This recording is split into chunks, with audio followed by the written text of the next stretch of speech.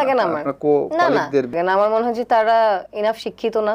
বাংলাদেশের শোবিজ অঙ্গনে আবারও চর্চার কেন্দ্রে দুই পরিচিত মুখ, নুহাশ হুমায়ুন ও অভিনেত্রী সুনেরা। সাম্প্রতিক এই দুজনকে ঘিরে সামাজিক যোগাযোগ মাধ্যমে ঘুরছে প্রেমের গুঞ্জন।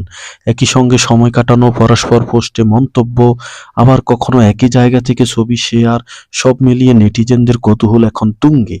নুহাশ হুমায়ুন কিংবদন্তি কথাসাহিত্যিক হুমায়ুন আহমেদের সন্তান হলেও নিজের পরিচয় গড়ে তুলেছেন নির্মাতা লেখক হিসাবে। অন্যদিকে সুনেরা তার অভিনয়ের ব্যক্তিত্ব দিয়ে ইতিমধ্যে দর্শকের নজর কেড়েছে। এই দুজনের বন্ধুত্বের রসায়ন বহুদিন ধরেই চোখে পড়ার মতো ছিল, তবে সাম্প্রতিক তা যেন আরো ঘনিষ্ঠ রূপ নিয়েছে, এমনটাই বলছেন তার ভক্তরা।